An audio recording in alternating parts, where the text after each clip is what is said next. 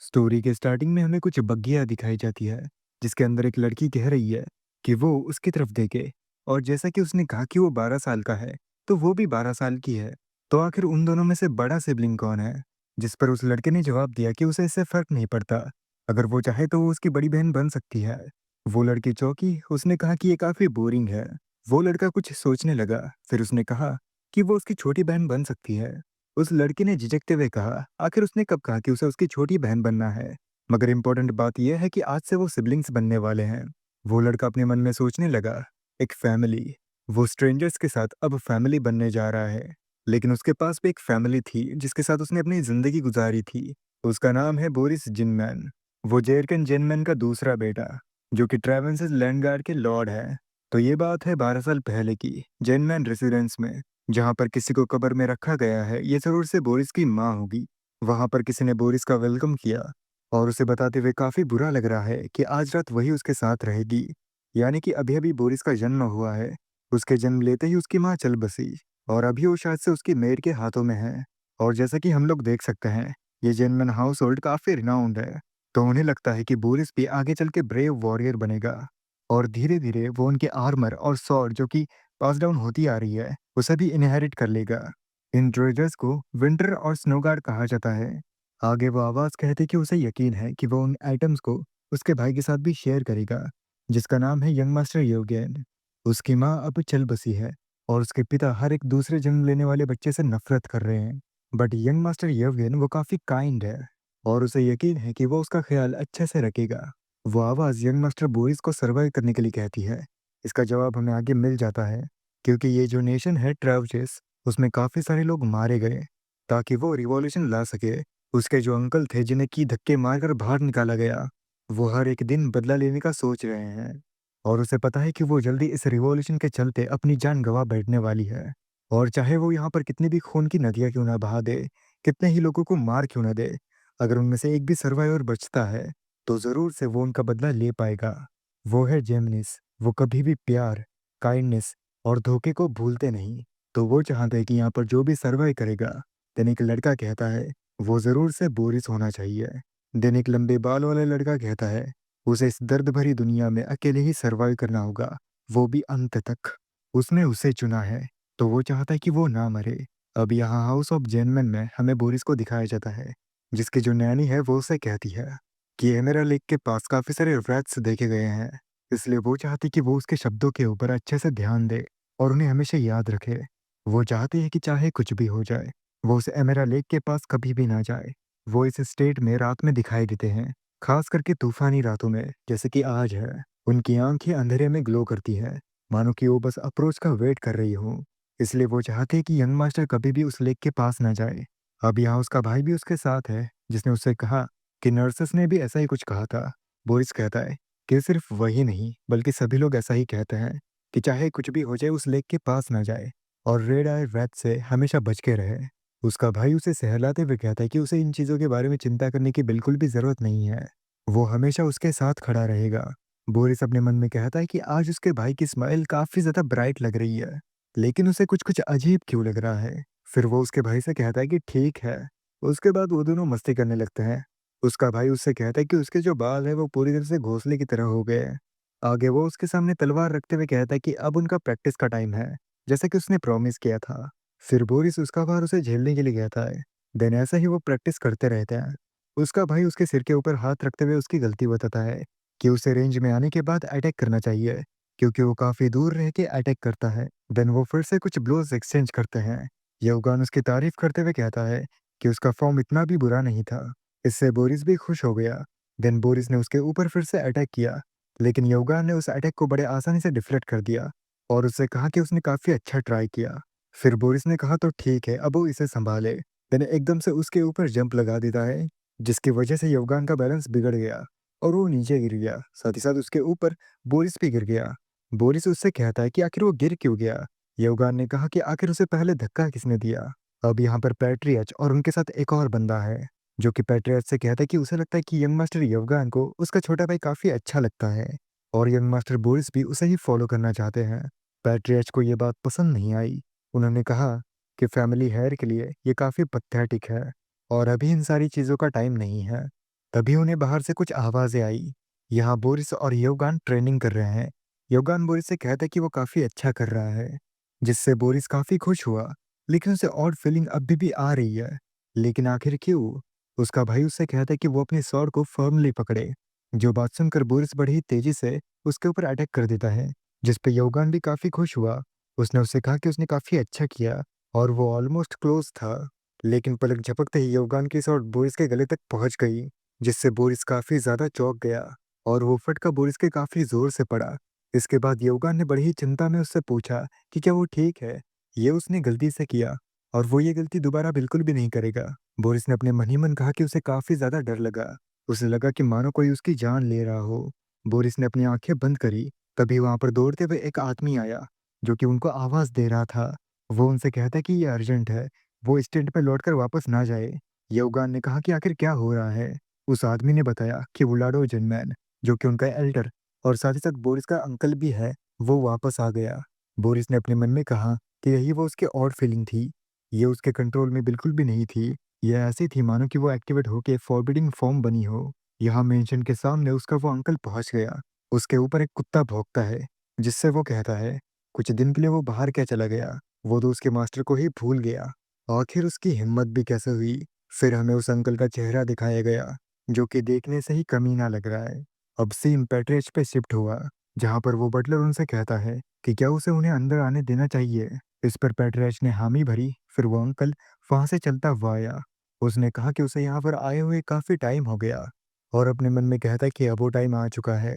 Then पेट्रियच के सामने आने के बाद वोल्डो पेट्रियच का नाम लेता है। पेट्रियच उससे कहते हैं कि उन्होंने 5 साल पहले उसे धक्का मार के बाहर निकाला था और वो काफ़ी सरप्राइज है उसे जिंदा देख के। वोल्डो उससे कहता है क्या वो उसे यहाँ पर देख के डिसअपॉइंट हो गए। पेट्रियच अपने मन ही मन कहता है उन्हें नहीं पता कि वोल्डो यहाँ पर क्यों आया है, लेकिन उन्हें एक बात पता है कि वो यहाँ पर मरने आया है। वोल्डो ने कहा कि यहाँ पर कुछ भी नहीं बदला, सब कुछ जैसा था वैसा ही है।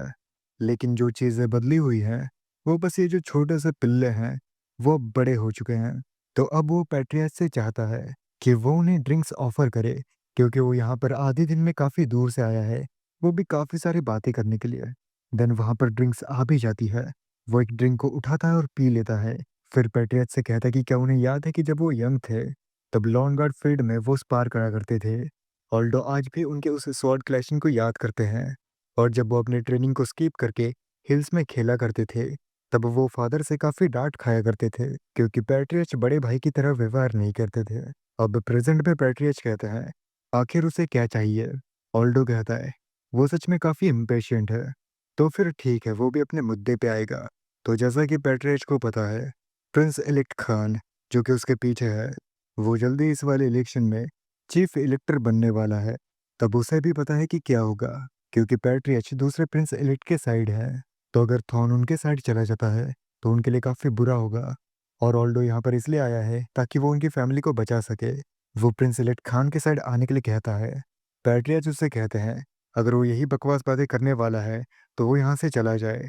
ऑल्डो ने कहा कि ये मेंशन सिर्फ उसी को बिलोंग नहीं करता, उनके पेरेंट्स ने उन दोनों को पास डाउन किया है। इस पर पैट्रियच अपने दांत पीसते हुए कहते हैं कि क्या वो भूल गए कि पैट्रियच ने खुद उन्हें धक्के मारकर बाहर निकाला था, उनकी बहन जो कि ऑल्डो की वजह से अनफॉर्चुनेटली मारी गई। कि क्या वो यनिका के बारे में भूल गया? ऑल्डो ने शांत लहजे में पैट्रियच से कहा कि वो जरा खुद सोचे। देन गुस्से में कहा कि आखिर ये उनका फॉल्ट कैसे हो सकता है। पैट्रियच ने गुस्से में कहा कि अगर उसकी वो बेहुदा स्कीम नहीं होती, तो आज वो उसके फियांसे के साथ काफ़ी खुश होती। ऑल्डो ने कहा, उस टाइम पे येनिका को जिसने मारा, वो नहीं था, बल्कि उसे जिसने मारा वो पागल कमीना पैट्रियच खुद है। पैट्रियच ने गुस्से में उस ड्रिंक को पकड़ा और उससे कहा कि आखिर उसकी ये बोलने की हिम्मत भी कैसे हुई। देन गुस्से में उसके ऊपर वो ड्रिंक फेंक दी। ऑल्डो ने अपना मुँह पोंछते हुए कहा, इतना टाइम हो गया, लेकिन अब तक वो नहीं बदला। उसे लगता है कि ट्रेवचिस के लोग काफ़ी स्टबर्न हैं और ये हाउस होल्ड काफ़ी सारे फैक्शंस में बढ़ चुका है। तो ऐसे हाउस होल्ड में क्या पैट्रियच को लगता है कि उनके बेटे उन दोनों से डिफरेंट होंगे? पैट्रियच ने गुस्से में उससे यहाँ से जाने के लिए कहा, मगर ऑल्डो कहता है कि वो उसकी बात सुने, यही उनके लिए अच्छा रहेगा। ये उनके पास एक आखिरी चांस है, जबकि वो उसका भाई है, इसलिए वो यहाँ पर उसे सावधान करने के लिए आया था और सारे के सारे गिले शिकवे मिटाने के लिए। साथ ही साथ जो उन दोनों ने उनके साथ बुरा किया, उसे भी भुलाने के लिए आया था। यहाँ तक कि चीफ इलेक्टर खान भी उनकी गलतियों को नज़रअंदाज कर देंगे। उसे बस यही करना है कि जो विंटर बॉटम किट है, वो उसके हवाले कर दे। जो सुन पेट्रियस ने उसके ऊपर स्वॉर्ड तान दी और उससे ठंडे लहजे में कहा कि वो यहाँ से दफ़ा हो जाए और यहाँ पर चाहे उनका सिर धड़ से अलग ही क्यों ना हो जाए, वो उस किट को उनके हवाले बिल्कुल भी नहीं करेंगे। ऑल्डो ने कहा, जैसा कि उसने सोचा था, वो सच में बेवकूफ़ है। फिर पीछे मुड़ने के बाद कहा, तो ठीक है, चलो देखते हैं कि आखिर कब तक ऐसा चलता है। वो उनसे सब कुछ छीन लेगा। तब पैट्रियच ने टल्क को आवाज़ दिया, अरे वही बटलर, जिन्होंने पैट्रियच की बात का रिस्पॉन्स दिया। पैट्रियच ने प्रिपरेशंस को स्टार्ट करने का ऑर्डर दिया क्योंकि उनका ये टाइम रेजिस्ट करने का है। ऐसा ही कुछ टाइम बीता। फिर वहां पर दौड़ते हुए यौगान, उसके हाथों में बोरिस था, साथ ही साथ वो आदमी भी। यौगान ने उससे पूछा कि आखिर पैट्रियच कहाँ पर है। उसने जवाब दिया कि वो सेकंड फ्लोर पे है। फिर यौगान ने पूछा कि क्या बटलर टल्क नीचे गए हैं, जिस पर उसने जवाब दिया कि हाँ, वो ट्रेनिंग ग्राउंड पे चले गए। फिर वो एक दरवाजे के पास चले आए। वहां पर यौगान ने कहा कि अब ये बारी है विंटर बॉटम किट को यूज करने की। बोरिस ने चौंकते हुए उसकी तरफ देखा। देन हमें विंटर बॉटम किट के बारे में कुछ बातें बताई जाती है कि ये आर्मर उन्होंने किसी और कंट्री के टेरिटरियल लॉर्ड से चुराया था। फिर उनको तबाह करने के बाद उनके हाथों में स्नो गार्ड और एक स्वॉर्ड लगी, जिससे कि 30 सालों तक अनगिनत आदमियों को मौत के घाट उतारा गया। ये थी द विंटरर। ये जेनमन हाउस होल्ड का एक ट्रेजर है जो कि generation to generation pass down होता आ रहा है। ये विंटर इक्विपमेंट ऐसा है कि इसे सिर्फ स्ट्रॉन्गेस्ट वॉरियर ही पहन सकता है, लेकिन इसे किसी ने पहने हुए एक अरसा हो गया। वो बस एक रूमर में रह गया कि इसे किसी ने पहना था, मगर अभी इसे वो लोग अपने हाथों में हथियाना चाहते हैं। लेकिन इसका मास्टर इस हाउस होल्ड का ही कोई होना चाहिए। ये कहते कहते यवगान ने उस स्वord को उठा लिया है। अब यहाँ पास्ट में यवगेन के पिता उससे कह रहे थे कि आज वो उसे कुछ दिखाने वाले हैं, इसलिए वो उन्हें फॉलो करे। और उसने इसके बारे में सुना भी होगा, उनके फैमिली ट्रेजर्स के बारे में, जो कि उसके ग्रेट ग्रैंडफादर और उनके बेटे ने मिलकर ऑब्टेन किए थे। ये है विंटर और स्नो गार्ड। जब ये दोनों साथ में होते तो इसे विंटर बॉटम किट कहा जाता है। योगेन ने कहा कि क्या ये सच में उनके फैमिली में था, जिसके ऊपर पैट्रियस ने कहा, उनका चुप रहने का अच्छा फायदा मिला, क्योंकि ये बात काफी सीक्रेट थी।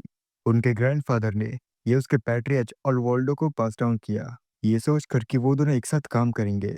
लेकिन ये उनकी गलती थी, क्योंकि स्नोगार्ड और विंटर, जब ये दोनों एक साथ होते हैं तभी वो बहुत ज्यादा ताकतवर होते हैं। और अब वो 20 साल का होने वाला है, तो उसे अपने कर्तव्यों का ध्यान रखना पड़ेगा और जेनमैन फैमिली के हेयर का रोल समझना होगा। अगर कोई भी खतरा जेनमैन फैमिली के ऊपर आता है, तो उसे विंटर बॉटम किट लेके भागना होगा। योगेन ने अपने मन ही मन कहा कि क्या उसे अकेले ही भागना होगा। आगे पैट्रियच कहता है, चाहे कुछ भी हो जाए, उसे जिंदा रह के फैमिली हेयरलूम को प्रोटेक्ट करना होगा, जिससे कि उसके थ्रू फैमिली सरवाइव करेगी। तो अब चाहे जो हो जाए, उसे इस बात को भूलना नहीं है। उनकी ये सारी बातें पीछे से बोरिस ने भी सुन ली थी। अब यहाँ प्रेजेंट में यवगेन बोरिस को वो विंटर किट दिखाता है, जो बोरिस को काफी अच्छा लगता है। यवगेन उससे पूछता है कि आखिर उसे इन दोनों में से कौन सा ज्यादा अच्छा लगता है। बोरिस अपने मन में कहता है, तो ये फादर ने उसे पास डाउन किया है। तो जबकि वो इन दोनों को देख रहा है, तो जो आर्मर है वो काफी ज्यादा हैवी है, तो उसे स्वॉर्ड काफी कूल लगती है। तभी यवगेन विंटर को उठाते हुए कहता है, तो आज से ये विंटर बोरिस की हुई, और वो इसे उसे तब देगा जब वो अपनी स्वॉर्ड को अच्छे से स्विंग करना सीख जाएगा। तो अब वो उसे अपने हाथों में लेके क्यों नहीं देखता। जब बोरिस विंटर को अपने हाथों में लेता है, तब उसे वो काफी भारी लगती है। योगेन उससे कहता है वो इसे कर लेगा, और अंत में ये स्वॉर्ड बोरिस की ही है। तब से उसका भाई उससे बस यही कहता था कि विंटर उसकी है। शायद तब से ही उसके हर बार कहने की वजह से वो स्वॉर्ड को अपना समझने लगा था। हावेवर वो उसके भाई के सामने सिर्फ एक बच्चा ही है, तो इसलिए उसे लगता है कि ये स्वॉर्ड उसके भाई की होनी चाहिए, ना कि उसकी। आगे योगेन ने कहा कि उसके अंकल ने रेबेलियन स्टार्ट कर दिया है और फादर ने भी ये नोटिस कर लिया होगा, इसलिए उन्हें जल्द से जल्द कोई प्लान बनाना होगा। वो बोरिस से ये भी कहता है कि बोरिस को चिंता करने की बिल्कुल भी जरूरत नहीं है, वो हमेशा उसके साथ रहेगा। बोरिस अपने मन ही मन कहता है, रेबेलियन। ये बात उसके बटलर टल्क ने भी उसे बताई थी। जब बटलर टल्क और बोरिस बाहर देख रहे थे, तब टल्क ने कहा था कि रेबेलियन स्टार्ट हो गया है। इसमें सिर्फ विनर्स और लूजर्स होंगे, ना कि सही और गलत। यहाँ तक कि इतनी सारी लाशों के बाद भी किसी को भी सजा नहीं मिलेगी, ना ही कोई किसी को एक्नॉलेज और किसी के लिए रोएगा।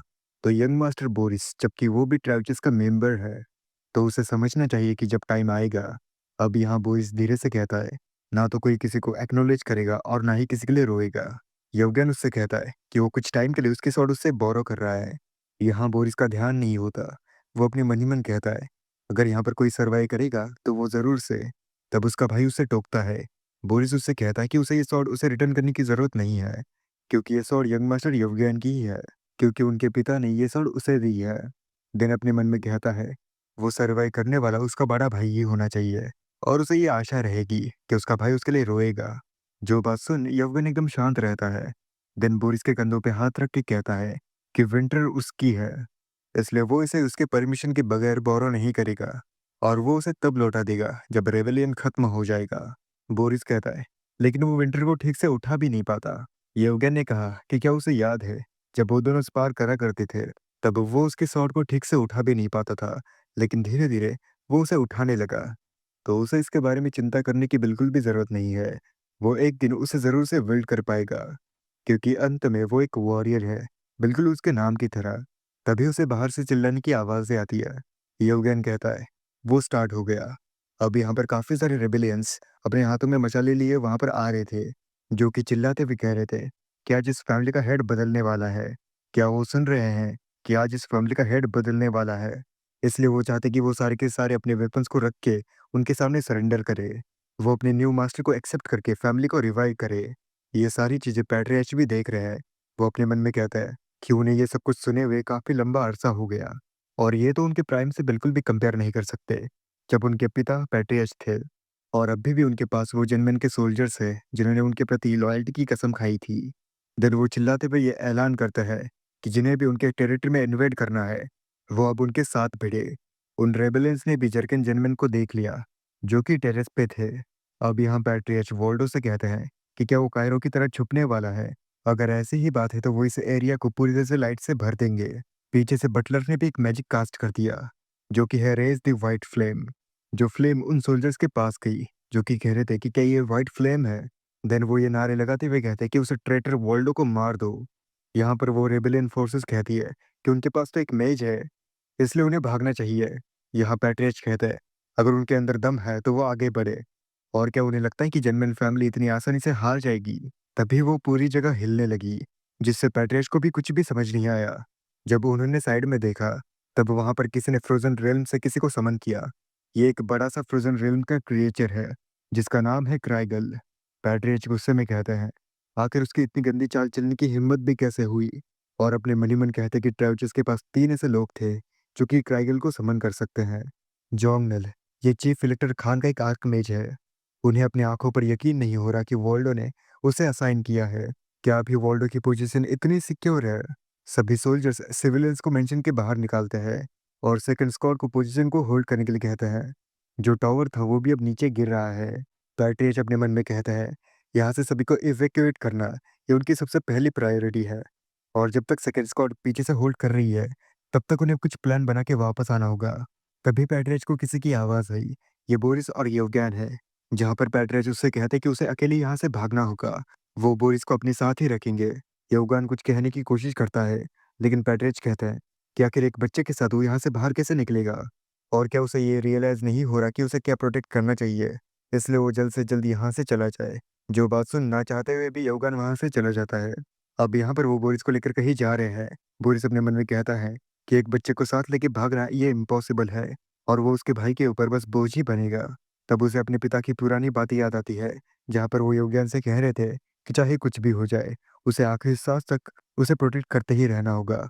इसलिए बोरिस कहता है कि योगेन को सर्वाइव करना होगा और उन ट्रेजर्स को प्रोटेक्ट करना होगा, क्योंकि अगर वो सर्वाइव करता, फिर भी वो उन ट्रेजर्स को प्रोटेक्ट नहीं कर पाता। लेकिन फिर भी उसे वही स्ट्रेंज फीलिंग आ रही है। उसे ऐसी फीलिंग आ रही है कि योगेन के साथ कुछ बुरा हो जाएगा। यहाँ पर उस क्रिएचर ने सभी तरफ तबाही मचा दी थी। सोल्जर्स एक दूसरे के साथ भिड़ रहे थे। यहाँ पर बटलर डल कहता है कि ऐसा लगता है कि मेंशन से सारे के सारे लोग बाहर निकल आए। तब जब बोरिस पीछे मुड़ के देखता है, तब वो सारा का सारा मेंशन टूट के बिखर जाता है। ये देखकर पैट्रियर्च वोल्डो को गाली देते हैं और कहते हैं कि आखिर उसकी हिम्मत भी कैसे हुई मेंशन को तबाह करने की।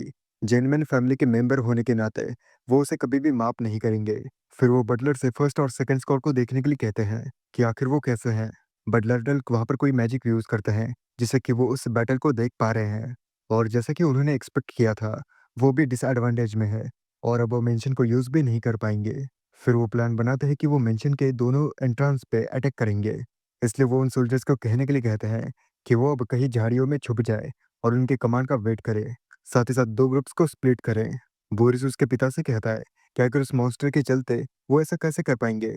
उसके पिता कहते हैं कि जब तक वो बेंचिन के पास नहीं जाएँगे, तब तक वो ठीक रहेंगे और वो छोटे बच्चों की तरह डरना बंद करे, क्योंकि वो मॉन्स्टर किसी भी लिविंग ऑब्जेक्ट को टच नहीं कर सकता और वो सिर्फ़ आधा ही बाहर निकला है, जो कि बोरिस भी देखता है। पीछे पैट्रियच और बटलर कोई प्लान बना रहे हैं। फिर बटलर सभी को कोई इशारा देते हैं। आगे वो सभी छुपते-छुपाते कहीं जा रहे हैं। तब पैट्रियच बोरिस से कहते हैं कि वो धीरे-धीरे उन्हें फ़ॉलो करे और फ़ॉल बैक करे। जब फाइट स्टार्ट होगी, तब वो सीधा खेतों की तरफ भाग जाए। क्या उसे ये बात समझ आ गई कि वो क्या कहना चाहता है? बोरिस पूछता है कि आखिर उसे कहाँ पर जाना है? पैट्रियच कुछ देर के लिए तो शांत रहते हैं, फिर उससे कहते हैं, उसे एमेरा लेक की तरफ जाना होगा। जो सुन बोरिस काफ़ी चौंक जाता है और पैट्रियच से डरते हुए कहता है कि उसकी नैनी ने बताया था कि वहाँ पर काफ़ी इविल स्पिरिट्स हैं। पैट्रियच गुस्से में कहते हैं कि क्या उसे उस ओल्ड मेड की बातों के ऊपर यकीन है? आखिर कैसे वो अपने आप को जिनमैन फैमिली का मर्द बता सकता है? फिर पैट्रियच कहता है कि उस बेवकूफ़ रूमर की वजह से कोई भी वहाँ पर नहीं जाता और वो जगह सबसे ज़्यादा सेफ है। वहाँ लेक के पास 3 पेड़ हैं जिनके ट्रंक्स हैं, तो उसे वहीं पर जाके छुपना है। वो जल्दी उसके पास आएँगे। क्या वो ये समझ गया? बोरिस कुछ कहने ही वाला था, तभी पैट्रियच को बटलर का मैसेज मिलता है कि यही उनका टाइम है। वो सभी को चिल्लाते हुए ऑर्डर देते हैं कि वो सभी ईस्ट एंट्रेंस पे अटैक करें। सब लोग ऐसा ही करते हैं। फिर पैट्रियच चिल्लाते हुए बोरिस से कहते हैं, क्या उसे समझ नहीं आया? उसे यहाँ से भागना होगा। ये बात बोरिस भी समझ जाता है और वो वहाँ से दौड़ने लगता है। वो अपने मन ही मन कहता है कि हाँ, ज़रूर से, उसके नैनी ने ये कोई स्टोरी ही बनाई होगी। उसे एमेरा लेक की तरफ भागना ही होगा। अब इस वाले सीन में वो जंग चलती ही जा रही है। लोग एक-दूसरे को मार रहे हैं, पीछे से वो बड़ा-सा क्रिएचर तबाही मचाए जा रहा है। देन जब सीन ऑल्डो के ऊपर शिफ्ट हुआ, तब वो हँसते हुए कह रहा है कि अब चौथे की बारी, यानी कि वो सभी सोल्जर्स को मारते हुए जा रहा था। उसने ठान लिया था कि वो यहाँ पर किसी को भी ज़िंदा नहीं छोड़ेगा। वो एक-एक करके सभी को मौत के घाट उतारते जा रहा है। फिर वो एक सोल्जर की लाश के ऊपर पैर रखते हुए कहता है कि आखिर उसका भाई कहाँ पर छुप गया। उसने उसे क्रिमिनल की तरह ट्रीट किया, फिर उसे धक्के मारकर बाहर निकाला और जो फैमिली ट्रेजर है वो अकेले ने ही ढाँप लिया। और इतना सब कुछ करने के बाद अब वो एक चूहे की तरह छुप गया। आगे उसका एक सोल्जर चिल्लाते हुए उसे बताता है कि जर्कन जेनमैन यहाँ पर है। ये बात सुन ऑल्डो काफ़ी खुश हुआ। उसने अपने मन ही मन कहा, तो वो इतना भी लेट नहीं हुआ। वो उस डायरेक्शन में चलते हुए अपने मन ही मन कहता है, इस दिन हारग्रीन of the dark blade winter of the silver white से रिप्लेस्ड होगा। देन हमारा सीन पैट्रियच की तरफ शिफ्ट हुआ, जिन्हें के चारों तरफ से सोल्जर्स ने घेर लिया है। पैट्रियच कहता है, उनमें काफ़ी दम है। देन एक सोल्जर को मारते हुए कहता है, लेकिन आखिर उनके टेरिटरी में इन्वेड करने की उनकी हिम्मत भी कैसे हुई? फिर वो सभी को अपनी तरफ बुलाते हुए कहते हैं, क्या जो सभी को दिखा देंगे कि उनसे भिड़ने का अंजाम क्या होता है? मगर वो आगे कुछ बोल पाते इससे पहले ऑल्डो उनके पेट के अंदर अपनी स्वॉर्ड को स्टैब कर देता है। फिर पैट्रियच का नाम लेता है। देन एकदम से अपनी स्वॉर्ड को बाहर निकालता है। पैट्रियच कहते हैं, आखिर वोल्डो की हिम्मत भी कैसे हुई उनके टेरिटरी में इन्वेड करने की? वोल्डो ने उनकी तरफ आते हुए कहा कि वो अब पहले जैसे नहीं रहे। देन उनके ऊपर अटैक करते हुए कहा कि हाँ, अब वो बुढ़े हो चुके हैं। देन एक और बार उनके पेट के अंदर स्टैब कर देता है, जिससे पैट्रियच के मुंह के अंदर से ब्लड बाहर निकलता है। पीछे से बटलर डल्क उन्हें आवाज देते हुए आते हैं। वोल्डो उनसे कहता है कि वो आज उसे भी पैट्रियच के साथ ही मार देगा। लेकिन बटलर डल्क वहां पर कोई मैजिक कास्ट करते हैं, जिससे कि चारों तरफ मिस्ट फैल जाती है। इस मिस्ट की वजह से कोई भी सोल्जर किसी को भी नहीं देख पा रहा था। देन बटलर डल्क पैट्रियच के पास आके एक और मैजिक कास्ट करते हैं। उन्हें अपने सामने ऐसे भागते हुए देख वोल्डो ने कहा कि आखिर वो कायरो की तरह यहाँ से क्यों भाग रहे हैं? ये मैजिक शायद से टेलीपोर्टेशन मैजिक था, क्योंकि अगले ही सीन में वो लोग वहां से गायब हो गए थे और वोल्डो बस पैट्रियच के ऊपर चिल्लाते रह जाते हैं। फिर सभी सोल्जर्स को उन्हें ढूंढने के लिए कहते हैं। अब यहाँ पर बोरिस दौड़ते-दौड़ते उस ट्रंक के पास आ गया, जहाँ पर छुपने का एक बेस है। वो आने के बाद वहाँ पर काफ़ी थका हुआ लग रहा है, क्योंकि वो बहुत दूर से दौड़ते हुए आया है। उसने अपने मन ही मन कहा कि उसके फादर भी यहाँ पर जल्दी से आ जाएँगे, जैसा कि उन्होंने कहा था। फिर वो वहाँ पर बैठ गया। उसने अपने मन ही मन कहा कि जब तक उसके फादर यहाँ पर नहीं आते, उसे यहीं पर छुप के बैठना होगा। जब वो वहाँ पर बैठा ही था कि तभी उसे एक स्ट्रेंज नॉइज़ आती है, जिसे सुनकर वो काफ़ी डर गया। उसने अपने मन ही मन कहा कि क्या उसके पिता आ गए या फिर ये कुछ और है? उसे पीछे मुड़कर देखने की हिम्मत ही नहीं हुई। जब वो आवाज़ रुक गई, तब वो और भी ज़्यादा डर गया। उसने डरते हुए पीछे मुड़कर देखने की कोशिश की, लेकिन उसकी हिम्मत ही नहीं हुई। बट तभी कोई चीज़ उसे पकड़ लेती है, जिससे कि वो काफ़ी ज़ोर से चिल्लाता है और अपने मन ही मन कहता है कि आखिर ये क्या है? देन जब उसने गौर से देखा, तब ये एक बड़ा-सा मॉन्स्टर है। उसने अपने मन ही मन सोचा कि क्या ये वही लेक की इविल स्पिरिट है? उसे लगता है कि जो उसकी नर्स मेड थी, वो सही कहती थी। तो क्या उसके फादर को ये पता था कि यहाँ पर मॉन्स्टर है? लेकिन फिर भी उन्होंने उसे यहाँ पर क्यों भेजा? लेकिन वो आगे कुछ बोल पाता है इससे पहले ही वो मॉन्स्टर उसे और भी ज़्यादा जकड़ लेता है, जिससे कि उसे काफ़ी दर्द होता है। वो अपने मन ही मन कहता है कि उसे यहाँ पर नहीं मरना। वो अपने पिता और भाई को आवाज़ देता है। तभी वहाँ पे कोई लाइट के स्पीड में आके उसे बचा लेता है और जो मॉन्स्टर था उसके ऊपर भी अटैक करता है। बोरिस ज़मीन पे आके गिर गया। वो काफ़ी डरा हुआ है। जब उसने अपने सामने देखा, तब वो शख्स कोई और नहीं बल्कि उसी का बड़ा भाई यवगेन है। ये बात उसे पहले तो समझ नहीं आती, बट जब वो उसके सामने आया तब वो काफ़ी डैशिंग लग रहा है। आगे वो बोरिस का नाम लेता है, जिसकी आवाज़ में उसके लिए काफ़ी चिंता थी। उसी चिंता में वो उससे पूछता है कि आखिर वो यहाँ पर क्या कर रहा है? बोरिस पहले तो कुछ भी जवाब नहीं देता, मगर तब तक यवगेन उसे गले लगा लेता है और उससे कहता है कि वो यहाँ पर मर सकता था। मगर बोरिस उसे बताता है कि उसे यहाँ पर आने के लिए उसके फादर ने ही कहा था। यवगेन ने चौंकते हुए उससे पूछा कि क्या फादर ने उसे अकेले यहाँ पर भेजा है? जिसके ऊपर बोरिस एग्रीड हुआ और उसने पूछा कि आखिर वो यहाँ पर क्या कर रहा है? क्योंकि फादर ने तो उसे विंटर बॉटम किड को प्रोटेक्ट करने के लिए कहा है। इस पर योगान पहले तो शांत रहता है, फिर बोरिस से कहता है कि वो फादर से एग्रीड नहीं करता। उसे लगता है कि ट्रेजर से ज़्यादा इम्पोर्टेंट फैमिली है। और आखिर ट्रेजर का मतलब ही क्या है अगर उसकी फैमिली ही खत्म हो जाए? तो इसलिए वो यहाँ पर फैमिली को बचाने के लिए आया है। बोरिस उससे पूछता है कि आखिर उसे कैसे पता कि वो यहाँ पर है? योगान ने जवाब दिया कि आखिर में वो उसका भाई है, तो चाहे जो हो जाए, वो उसे प्रोटेक्ट करके ही रहेगा। ये बात सुन बोरिस सिर्फ उसकी तरफ देखता रह जाता है, मगर तभी उनके पीछे से एक लाइट चमकती है, जो देखकर बोरिस कहता है कि आखिर ये लाइट कैसी है? देन यौगान बोरिस से कहता है कि वो उसकी बात गौर से सुने। सिर्फ उनके अंकल ही उनके दुश्मन नहीं है, बल्कि चीफ इलेक्टर खान भी उनके अंकल के साथ काम कर रहा है। वही वो इंसान है जिसने उसके अंकल को सोल्जर्स और मेजेस दिए। चीफ इलेक्टर खान को स्नो गार्ड और विंटर चाहिए, साथ ही साथ जेनमेंस की लॉयल्टी और कोऑपरेशन भी चाहिए। इसलिए उनका पहला प्लान उनके फादर को एलिमिनेट करना था। इसके बारे में उनके पिता को पहले से ही पता था, इसलिए उन्होंने वहां से एस्केप करने के लिए कहा। तभी वहां से एक पोर्टल ओपन हुआ, जिसे देखकर बोरिस और यवगन काफी चौंक गए। उसके अंदर से पेट्रियच और बटलर टल्क बाहर निकल आए। यवगन ने उनसे पूछा कि आखिर क्या हुआ। बटलर टल्क ने जवाब दिया कि वहां पर हारग्रीवन है, शायद ये वही सॉर्ड होगी जो कि ऑल्डो के पास है।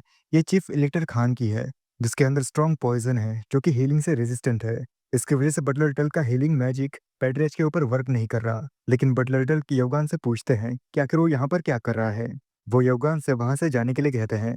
यवगन कुछ कहने ही वाला था, लेकिन बटलर टल्क कहते हैं ये ठीक है, अगर वो दोनों ठीक है तो ये काफी अच्छा है। फिर यवगन उन्हें उस ब्राइट लाइट के बारे में बताता है, जो कि अभी भी फ्लैश हुई थी। वो एकदम से फ्लैश होके अचानक से डिसअपीयर हो गई। वो जरूर से मेंशन की तरफ से आई थी। बटलर टल्क कुछ सोचने लगे, फिर उन्होंने बताया कि ये ज़रूर से आई ऑफ क्योर एक्टिवेट हो गया होगा। ये एक ऐसी स्पेल है जो कि दूर तक देखने के लिए अलाउ करती है। इस स्पेल की वजह से ग्रेट मेज जोगनल उस जगह पर भी एक सुई ढूंढ सकते हैं, जहां तक जाने के लिए आधा दिन लगता है। तो जबकि उसने ये बताया कि उसने एक ब्राइट लाइट देखी, यानी कि उनकी लोकेशन पहले ही एक्सपोज्ड हो चुकी है। योगान उनसे पूछता है कि आखिर उन्हें अब क्या करना चाहिए। बटलर डल कहते हैं अब उन्हें सिर्फ यही विश करना है कि लक उनके साइड हो। मगर तभी पेट्रेज कहते कि वो यहाँ से चले जाए। बटलर डल्क उन्हें संभालते हैं। योगान भी उन्हें आवाज देता है। बटलर डल्क उनकी तरफ देख के नॉड करते हैं, फिर योगान से कहते कि वो यहाँ से चले जाए। ये सुन योगान सिर्फ खामोश खड़ा रहा। आगे बटलर डल्क कहते हैं कि क्या वो उनके फादर की विल को समझते हैं, तो उन्हें जरूर से फैमिली और ट्रेजर को प्रोटेक्ट करना होगा। अब यहाँ पर वो सभी सोल्जर्स उनकी तरफ ही जा रहे हैं। ऑल्डो गुस्से में कहते हैं वो निडर बच्चे वो लेक एमेरा की तरफ गए। ये जगह लैंडगार्ड के लोगों का सबसे पुराना वाला डर है, और एक बैन जगह और खतरनाक भी, जिसने कि उनकी इकलौती बहन को छीन लिया। अब हमें यहाँ पर उनका पास्ट दिखाया जाता है, जहाँ पर कोई उनके बहन की आंखों पे हाथ रख के कहता है कि वो पहचान ली कि वो कौन है। उसकी बहन गेस कर लेती है कि उसका दूसरा बड़ा भाई है। जेनमैन हाउस होल्ड में ये एक इकलौती इंसान थी, जिसकी ऑल्डो परवाह करता था। पैट्रियच और ऑल्डो के बीच तब भी झगड़े होते थे, लेकिन वही थी जो कि उन दोनों के बीच सुलह कर देती थी। वो ऐसी शख्स थी जो कि उन दोनों को सिमिलर ही समझती थी। लेकिन ये ज्यादा देर तक नहीं चलता रहा। तब ऑल्डो गुस्से में पैट्रियच से कह रहा था कि क्या उसका दिमाग ठिकाने पे है, आखिर वो उसे उस फैमिली में कैसे भेज सकता है। पैट्रियच कहते कि हाँ वो दूसरे फैक्शन से है, मगर ये फैसला जेनी का था, तो अब वो कुछ भी नहीं कर सकते। इसलिए वो बस उसकी खुशी के बारे में सोचे। वोल्डो को काफी गुस्सा आ रहा था। वो अपने दांत पीसते हुए मन ही मन कह रहा था क्या उसकी खुशी के बारे में, वो अब उसे हंसने पे मजबूर ना करे। अब उसके पास सिर्फ एक ही मेथड बचा है। अगले सीन में वो जेनी से कहता है कि शायद उसका फियांसे लेक एमेरा की तरफ गया है। जो सुन जेनी काफी डर गई, क्योंकि उसे भी पता है कि वो जगह कैसी है। वो दौड़ते हुए वहाँ से निकल गई। उसने कहा कि वो वहाँ पर नहीं जा सकता। ऑल्डो ने अपने मन ही मन कहा कि हाँ, उसका आधा प्लान सक्सेस हो गया। जब येनी वहाँ पर जाएगी, तब उसके सबॉर्डिनेट्स उसे किडनैप कर लेंगे, क्योंकि वो उसे उस जगह नहीं भेजना चाहता। और ये सब कुछ उसने प्लान किया था। लेकिन अगले सीन में एक मेड चिल्लाते हुए और रोते हुए कह रही थी कि यंग लेडी अब नहीं रही, लेक एमेरा के इविल स्पिरिट्स की वजह से। इस बात से वोल्डो भी काफ़ी हैरान था। उसे अपनी आँखों पर यकीन नहीं हो रहा था। उसने अपने मन ही मन कहा कि ऐसा नहीं होना चाहिए था। उसे तो लेक एमेरा तक पहुँचने से पहले ही किडनैप होना था। मगर तभी पैट्रियट उसे धक्का देके साइड करते हैं। पीछे से ऑल्डो कहता है कि उन्हें मेडिक को बुलाना चाहिए, लेकिन पैट्रियट कहते कि अब वो इस दुनिया में नहीं रही। देन बहुत ज़्यादा गुस्से में उससे कहते हैं कि अगर वो उसके एंगेजमेंट से एग्रीड नहीं था, फिर भी उसे ऐसा कुछ नहीं करना चाहिए था। वोल्डो कहता है, उसे पता नहीं था कि ऐसा कुछ होगा। उसे लगा नहीं था कि येनी उस लेक के पास जाएगी। और तो और उसे ये भी नहीं पता था कि लेक एमेरा की इविल स्पिरिट्स सच में एग्जिस्ट भी करती हैं। पैट्रियट कहते कि अब वो उसके एक्सक्यूज़ेज़ को वैल्यू नहीं करते और इसलिए अब से वोल्डो जिनमैन नहीं रहा। वो सभी को स्टेट में वापस लौटने के लिए कहते हैं। वोल्डो को वो सभी गार्ड्स पकड़ भी लेते हैं। वोल्डो कहता है कि आखिर वो क्या कर रहा है? वो इसे ठीक कर सकता है।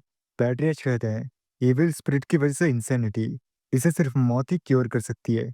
यानी कि येनी के ऊपर उन स्पिरिट्स ने कब्जा कर लिया था। पीछे से वोल्डो कहता है कि नहीं, वो रुक जाए, वो इसे ठीक कर सकता है। मगर पैट्रियट एक भी बात नहीं सुनते। वो येनी को यानी कि उन इविल स्पिरिट्स को खत्म कर देते हैं, जिससे वोल्डो काफ़ी रोता है।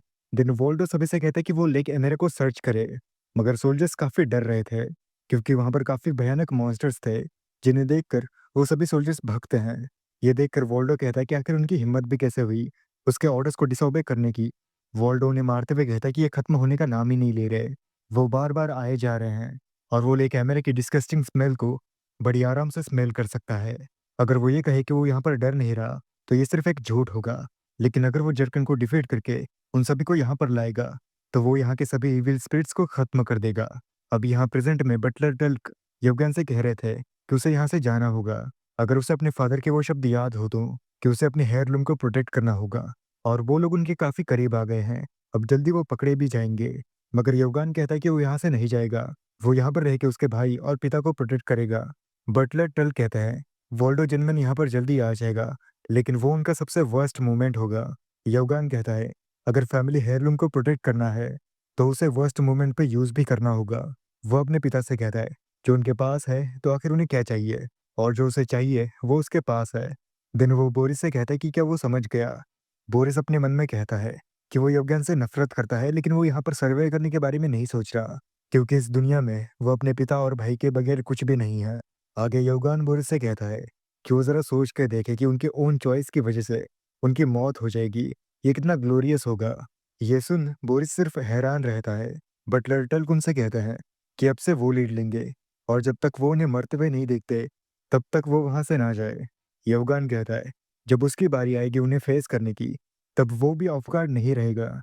योगान को देखते हुए बोरिस अपने मन ही मन कहता है, अब वो समझ गया कि सुबह उसके भाई की आंखें वैसी क्यों थी, क्योंकि यूजुअली वो ब्लू होती है और उसकी स्माइल यूजुअली ब्राइट होती है। कुछ टाइम बाद वो चलते-चलते उस लेक के पास आ जाते हैं। पैट्रियर्च कहते हैं कि फाइनली वो पहुंच गए। पैट्रियर्च अपने मन ही मन येनी को याद करते हुए कहते हैं कि वो ज़रूर से वहाँ पर कहीं होगी, उन इविल स्पिरिट्स की पकड़ में। वो ऐसा ही येनी को याद कर रहे थे, तभी उनके पीछे से कोई कहता है, वो ज़रूर से यहाँ पर येनी को याद कर रहे होंगे। जब पैट्रियर्च ने पीछे मुड़कर देखा, तब वहाँ पर वोल्डो था, जो कि उनसे कह रहा है कि उन्होंने येनी को पीछे अबैंडन्ड छोड़ दिया, वो भी उसके बिना ग्रेव के। आगे वोल्डो कहता है कि वो उसे देखकर काफ़ी खुश होगी, जिसके बड़े भाई ने उसके दिल के अंदर छुरा घोंप दिया और आज वो उसके सामने आया है। पैट्रियर्च कहते हैं, क्या वोल्डो अपनी गलती को एक्नॉलेज नहीं करेगा?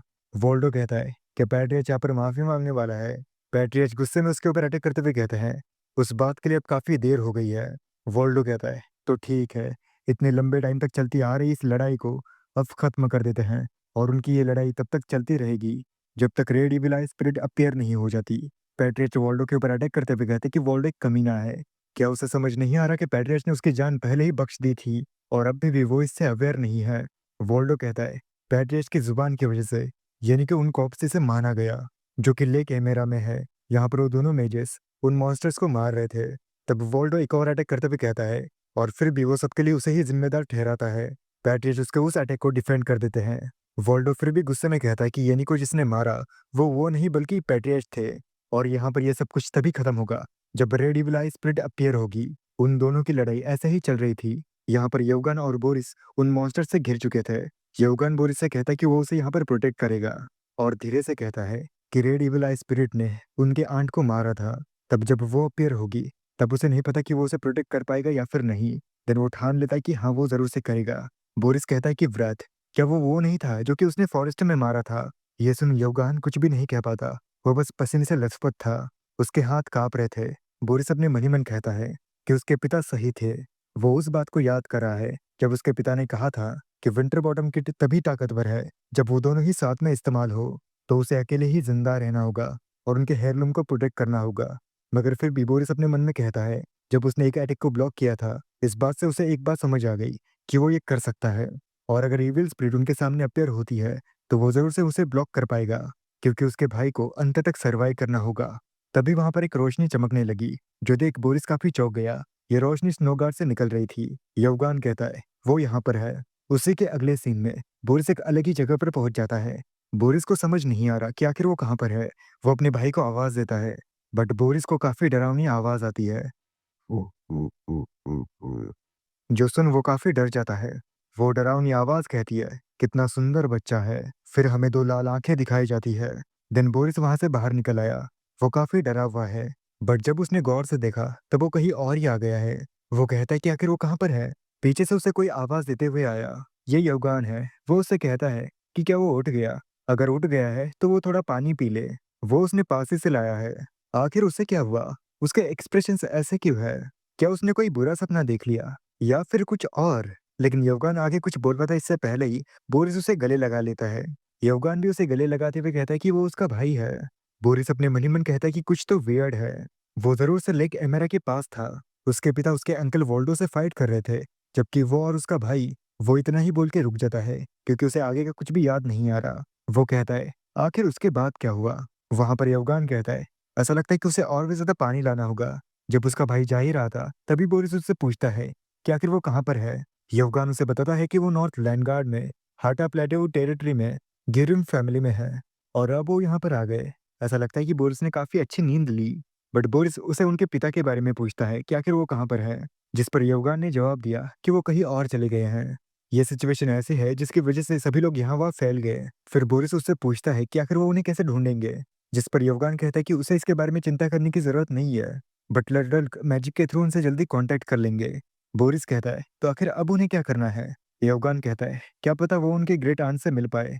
वो द मार्च मेडिसिन फैक्शन से है, जिनके रिलेशनशिप उनके पिता से ठीक-ठाक ही है, या फिर वो इलेक्टर कात्सुया के डायरेक्शन में जाए, जिन्हें कि उनके फादर सर्व करते हैं। ये सुन बोरिस कहता है कि क्या वो कहीं और नहीं जा सकते, बिना किसी स्ट्रेंजर के हेल्प मांगे हुए, जैसे कि कॉमनर्स रहते हैं।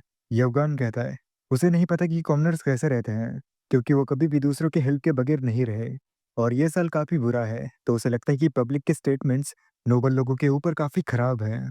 बोरिस कहता है कि फिर भी जब तक उनके फादर उन्हें कांटेक्ट नहीं कर लेते, तब तक के लिए क्या वो शांति से नहीं रह सकते, या फिर अब के लिए उन्हें पास ही के विलेज में जाके अपना पेट भरना चाहिए। थोड़ी ही देर में वो पास ही के विलेज में रेस्टोरेंट में पहुंच जाते हैं, जहाँ के लोग बिल्कुल भी अच्छे नहीं दिख रहे। तभी वहां पर वो दोनों आ जाते हैं। यवगन उनसे एक रूम मांगता है। जो सुन वो लेडी खुश हो जाती है। वो कहती कि 10 एल्सो हो गए। एल्सो वहाँ की करेंसी है। मगर यवगन उसे एक गोल्ड का कॉइन देता है। जो देख वो लेडी हंसती है, जो कि हंसते हुए शैतानों की तरह दिख रही है। वो उससे कहती है, लगता है कि वो काफ़ी रिच है, और आखिर उसके जैसा जवान आदमी इतना सारा पैसा लेके यहाँ पर कैसे घूम रहा है? आखिर इस दुनिया में चल क्या रहा है? वो सीधा उसे एक गोल्ड दे रहा है। पीछे से लोग कहते हैं, आखिर उनके जैसे लोग यहाँ पर क्या कर रहे हैं? दूसरा आदमी कहता है, लगता है कि वो यहाँ पर देखने आए हैं कि कॉमनर्स कैसे रहते हैं।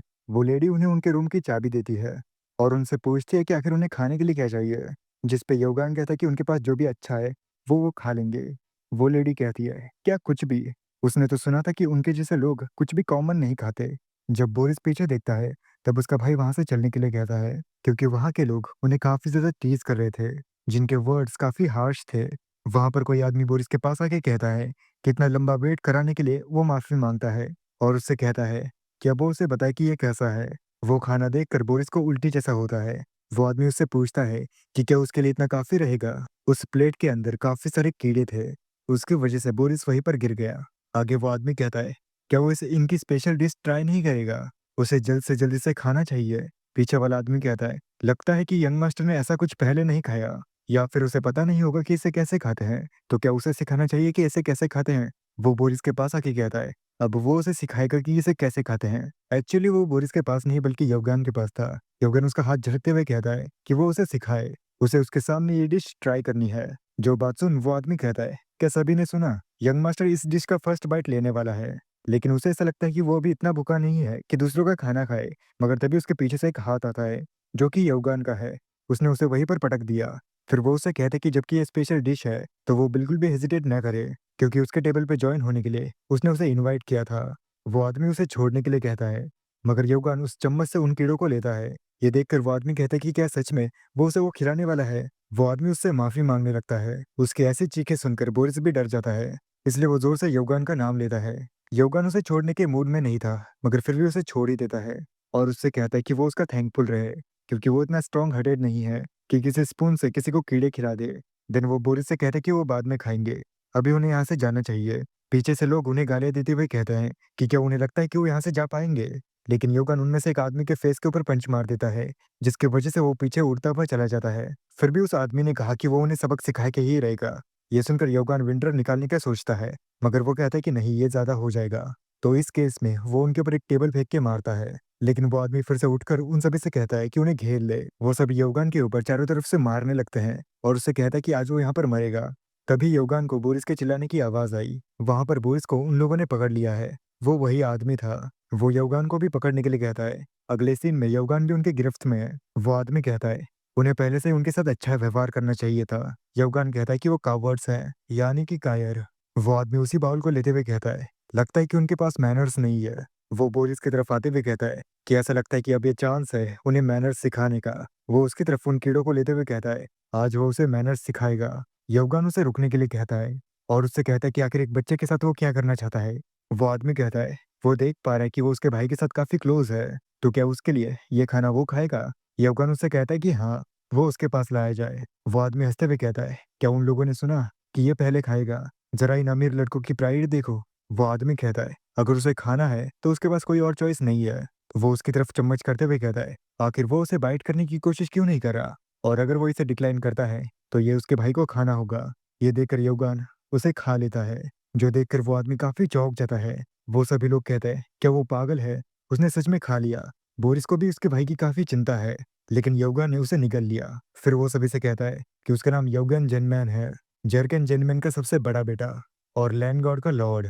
जो सुन उस आदमी के पसीने छूटने लगते हैं। आगे योगान उससे कहता है कि वो उसे ऑफिशियली ड्यूल के लिए चैलेंज करता है। अगल-बगल के लोग कहते हैं, क्या वो सच में लैंगलोंग के लॉर्ड का बेटा है? अगर ये सच है तो वो काफी बड़ी प्रॉब्लम में फंस गए हैं। योगान उस आदमी के आइडेंटिटी के बारे में पूछता है, जिस पर उस आदमी ने जवाब दिया कि उसका नाम गेट फिलॉन है। योगान कहता है, आज वो उसे यहीं पर खत्म करने वाला है। जो बात सुनकर वो आदमी काफी डर गया। आगे योगान ने कहा, मगर वो फिर भी उसे एक चांस देगा।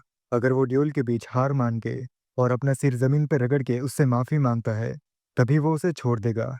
वरना वो उसकी फैमिली की कसम खाता है कि वो उसे उस बाउल के अंदर के सारे कीड़े खिला देगा। यहाँ पर बोरिस को उसकी काफी चिंता है। वो अपने मन ही मन कहता है, उसने अपने भाई को स्वॉर्ड बिल्ड करते हुए तो देखा है, लेकिन उसने उसे कभी भी एक ड्यूल में नहीं देखा। जबकि अभी वो उसे देख रहा है तो वो पूरा एक अलग ही इंसान लग रहा है। योगान उस आदमी को अपनी स्वॉर्ड निकालने के लिए कहता है। वो आदमी अपने मन ही मन कहता है, ये उसे सच में तो नहीं मारेगा ना? लेकिन जब वो अपने सामने देखता है तब वो काफ़ी चौंक जाता है, क्योंकि योगा ने उसके सामने जो स्वॉर्ड निकाली थी, उसकी चमक अलग ही लेवल पे है। वो कहता है कि उसने इसके बारे में सुना था कि इस दुनिया में कहीं पे the sword of the winter exist करती है।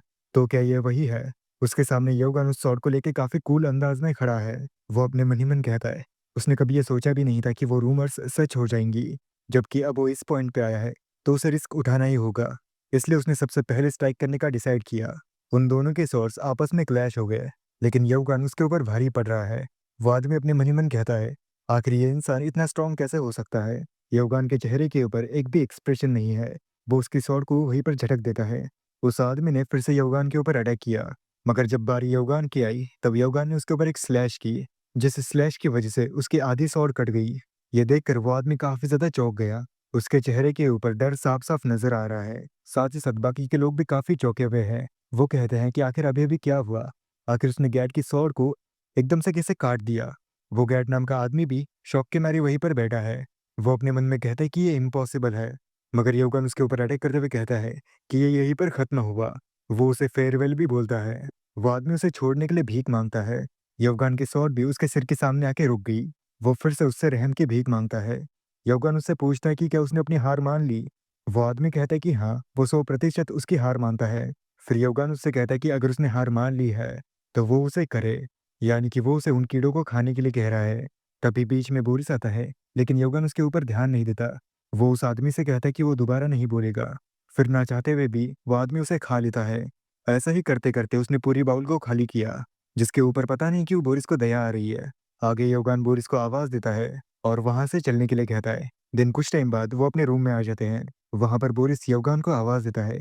योगान ने भी उसका रिप्लाई दिया कि क्या वो किसी बात से कंसर्न है, मगर बोरिस कुछ भी नहीं कहता। इस वजह से योगान उससे कहता है कि वो अपने भाई को बता सकता है। तब बोरिस उससे कहता है कि वो काफ़ी खुश है कि वो ठीक है। वो इस बात से भी खुश है कि उसने उस आदमी को मारा, लेकिन उस टाइम पे उसे लगा था कि वो एक अलग ही इंसान बन चुका है। अब ऐसा नहीं है कि उसने कुछ गलत किया है, क्योंकि उसे भी पता है कि वहाँ पर कोई और चॉइस नहीं थी और अगर उनके पिता वहाँ पर होते, तो वो भी उसे ज़रूर से प्रेज़ करते और वो भी, लेकिन वो आगे कुछ बोल रहा था इससे पहले ही योगान उससे कहता है कि नहीं, उसने सब कुछ सही देखा और अब उसे अपने पिता का फैसला भी सही लगता है और अब वो अपने पिता के बिहाफ़ पर उससे कहना चाहता है कि उसे अपने दिल को सिंपैथी से सॉफ्ट नहीं करना चाहिए। अगर वो हमेशा उसकी केयर करेगा, तो हमेशा वो एक सॉफ्ट हार्टेड इंसान बन के रहेगा। लेकिन वो हमेशा के लिए तो उसके साइड नहीं रह सकता। इसलिए अब बोरिस को अपने खुद के रास्ते पे चलना होगा और उस रास्ते को बोरिस को ही ढूँढ के स्ट्रॉन्ग बनना होगा। उसके कहने का मतलब ये है कि बोरिस को अपना दिल हार्ड बनाना होगा। अगर वो एक पत्थर नहीं बन सकता, तो उसे क्लैम बनना होगा। क्लैम एक समुद्री जीव है, जिसके अगल-बगल कवच होता है, एक तरह से नारियल की तरह। आगे योगान उससे कहता है कि उसे अपने आप को शांत रखना होगा, जिससे कि बाकी के लोग ये नहीं समझ पाएँगे कि उसके दिमाग में क्या चल रहा है। क्या वो उसकी बात समझ गया? और अगर नहीं, तो उसे जल्द से जल्द समझना होगा, क्योंकि ये दुनिया वैसे नहीं है जैसी दिखती है। बोरिस कहता है, तो क्या इसलिए उसने क्लैम बनना चूज़ किया? इस पर योगा ने एग्रीड हुआ। फिर बोरिस ने अपने मन ही मन कहा, क्योंकि प्रोबेबली वो डर रहा है कि वो वीक ना रहे, क्योंकि यहाँ पर सिर्फ वही दोनों हैं, ना तो उनके ट्रुप्स हैं और ना ही उनके पिता। आगे योगन उसे सोने के लिए कहता है और जो उसने आर्मर पहना हुआ है, उसे निकालने के लिए नहीं कहता, क्योंकि क्या पता कोई उनके ऊपर स्नीक अटैक कर दे और तब तक योगान उसे गार्ड करेगा। इसलिए वो बोरिस को पहले सोने के लिए कहता है और वो आधी रात तक जागेगा। देन वो बोरिस को गुड नाइट कह देता है। अब ऐसे ही आधी रात में बोरिस की आँख खुल जाती है। वो अपने भाई से कहने ही वाला था कि आधी रात हो गई, मगर जो उसने अपने सामने देखा, उससे वो हैरान रह गया, क्योंकि जो उसका भाई अपने आप को स्ट्रॉन्ग दिखाता है, वो वहाँ पर फूट-फूट के रो रहा है। ये देखकर बोरिस अपने मन ही मन कहता है कि क्या वो कोई सपना देख रहा है या फिर वो सच में रो रहा है? क्या उसे अपने भाई को कम्फर्ट करना चाहिए? लेकिन ये देख के उसी की आँखें भर आई है। ये बात सोचकर वो दूसरी तरफ पलट गया और अपने मन में कहा, अगर उसने क्लॉwn बनना चूज़ किया है, तो वो उसे नहीं रोकेगा। ऐसा ही दूसरे दिन वो कहीं पर जा रहे हैं, लेकिन यवगान का चेहरा उतरा हुआ है और बोरिस कल के रात के बारे में ही सोच रहा है। उसने अपने मन में कहा कि उसने यवगान का ये रूप पहले कभी भी नहीं देखा। क्या उसे उससे कुछ कहना चाहिए? तब बोरिस यवगान को आवाज़ देता है और उन फूलों के बारे में पूछता है कि आखिर उनका नाम क्या है? जिस पर यवगान सिंपली उसे जवाब देता है कि उसका नाम कॉर्नफ्लावर है। इस पर बोरिस अपने मन में कहता है कि जैसा कि वो देख पा रहा है, पहले उसका भाई फूलों के बारे में फैक्ट्स और स्टोरीज़ बताया करता था। इसलिए वो उससे पूछता है कि क्या वो उन फूलों की स्टोरीज़ के बारे में भूल गया? जिस पर यवगान ने जवाब दिया कि हाँ, शायद। अब ऐसा ही कुछ टाइम बाद शाम हो जाती है, मगर उन्हें अगल-बगल कोई भी टाउन नहीं दिखता। इसलिए आज रात के लिए उन्हें वहीं पर कैंप लगाना होगा। अब कुछ टाइम बाद वो कैंप भी लगा लेते हैं। उन दोनों के बीच एक साइलेंस था। तभी योगान बोरिस से कहता है कि वो अपने स्वॉर्ड को पकड़े। फिर पीछे देखते हुए उसने किसी से कहा कि वो उन्हें फॉलो करते हुए यहाँ तक आए और अब कायरो की तरह छुप रहे हैं। इतने सारे लोग होने के बावजूद भी वो छुप रहे हैं। आखिर ये कैसी बात हुई? वहाँ से एक आदमी हँसते हुए बाहर आया। उसने सभी से उस घमंडी बच्चे यानी कि योगान की तरफ देखने के लिए कहा और सभी को उन्हें पकड़ने के लिए ऑर्डर दिया। ये देखकर बोरिस भी चौंक गया और उनका जो घोड़ा था वो भी भाग जाता है। आगे योगान गैड का नाम लेते हुए कहता है, तो उसे काफ़ी सारे लोग प्रोटेक्ट कर रहे हैं। इससे वही इन वाला आदमी चौंक गया। इस पर एक आदमी उसके कंधे के ऊपर हाथ रख के कहता है कि क्या उसे लगता है कि वो उसकी वजह से आए हैं? उसने अपनी सिचुएशन को अच्छे से ग्रैब नहीं किया। वो यहाँ पर उस सॉर्ड के लिए आए हैं, द विंटरर, जो कि उनके फैमिली ने छुपा के रखी थी। योगान कहता है कि हाँ, जैसा कि उसने एक्सपेक्ट किया था, क्योंकि वो फाइट हॉनरेबल थी, इसलिए वो यहाँ पर उसकी वजह से नहीं आए होंगे। उसे लगता है कि उसने अपना नाम रिवील करके एक गलती कर दी। देन वो आदमी उसके आदमियों से कहता है कि आखिर वो वहाँ पर खड़े क्यों है? उसे पकड़ो और वो स्वॉर्ड छीनने के लिए कहता है। इससे वो सभी लोग यवगान की तरफ दौड़ पड़े और अटैक भी कर दिया, मगर यवगान ने उनके अटैक को ब्लॉक कर दिया। उनकी फोर्स की वजह से वो पीछे खिसकता जा रहा है। लेकिन फिर भी योगान उनसे कहता है कि ये स्वॉर्ड ऐसे नहीं है, जो कि वो ले सकते हैं। वो बस इसे अपने सपने में ही ले सकते हैं। ये कहते-कहते वो उन सभी को दूर झटक देता है। देन एक आदमी उठते हुए कहता है कि ये उतना भी बुरा नहीं था और उसकी तरफ आगे बढ़ते हुए कहता है कि तो चलो, देखते हैं कि वो इस अटैक को झेल पाता है या फिर नहीं। योगान भी उसके लिए रेडी था, लेकिन तभी उसे बोरिस की आवाज़ आती है, जो उसे पीछे देखने के लिए कहता है। जो देखकर योगान भी चौंक गया, क्योंकि वहाँ पर कोई एक अपनी जंजीरों से उस स्वॉर्ड को पकड़ने की कोशिश कर रहा है और वो उसमें सफल भी हो जाता है। वो आदमी उससे कहता है कि एक बच्चा होकर भी उसने काफ़ी अच्छा किया, लेकिन अब ये यहीं पर ख़त्म होता है, क्योंकि इस स्टेट में वो अपनी स्ट्रेंथ को यूज़ नहीं कर पाएगा। लेकिन कुछ देख के उसकी आँखें खुली की खुली रह गई। योगान उससे कुछ भी नहीं कहता। वो अपनी स्वॉर्ड को टाइटली पकड़ता है, देन उसने सिंपली नीचे झटक दिया, जिससे कि वो जंजीर चकनाचूर हो गई। उससे काफ़ी रोशनी भी बाहर आई, जिससे कि सभी के विजन्स ब्लॉक हो गए। सभी लोग ये पावर देख के हैरान हैं कि उस स्वॉर्ड की वज़ह से वो जो लोहे की चेन थी, वो पूरी तरह से टूट गई। एक आदमी कहता है कि विंटर की ताकत को विटनेस करना, ये सच में उसके लिए ऑनर की बात है। उसने ये सिर्फ़ रूमर्स में ही सुना था कि एक लेजेंडरी पावर जो कि मटेरियल्स को कूल कर देती है। इतना कूल कि जो मटेरियल उसे टच करता है, वो टूटकर बिखर जाता है। ये पावर है विंटर्स फ्रोज़न ब्रेक।